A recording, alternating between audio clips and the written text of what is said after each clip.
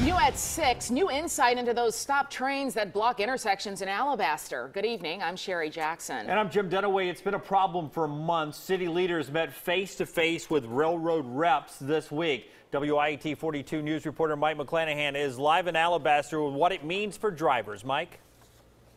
Jim, this isn't the last word about trains blocking intersections here in Alabaster, but the city manager is very encouraged by what he sees as signs of progress. He says they also found out some interesting details that explain why things have come to such a head.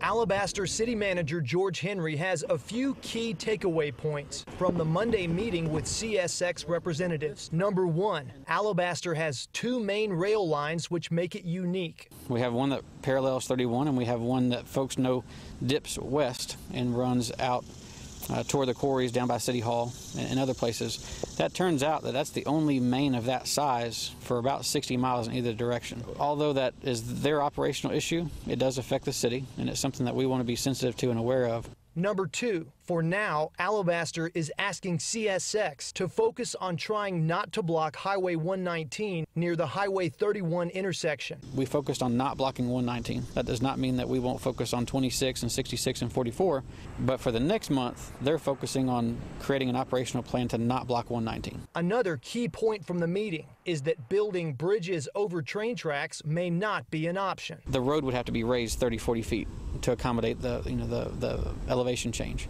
So I don't know if that's a viable project. Henry says they also addressed shift changes that sometimes leave trains stopped for long periods of time. So that's part of what they told us they're going to try to work on, is to prevent, to the best of their ability, those type of stoppages.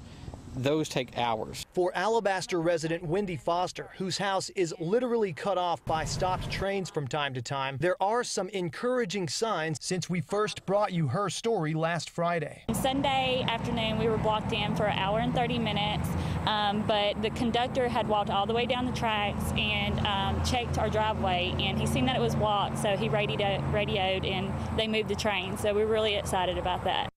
Henry says Alabaster is planning another meeting with railroad representatives in about a month. I reached out to a CSX spokesperson for comment, but I'm still waiting to hear back. Live in Alabaster, Mike McClanahan, WIAT 42 News. Coverage you can count on.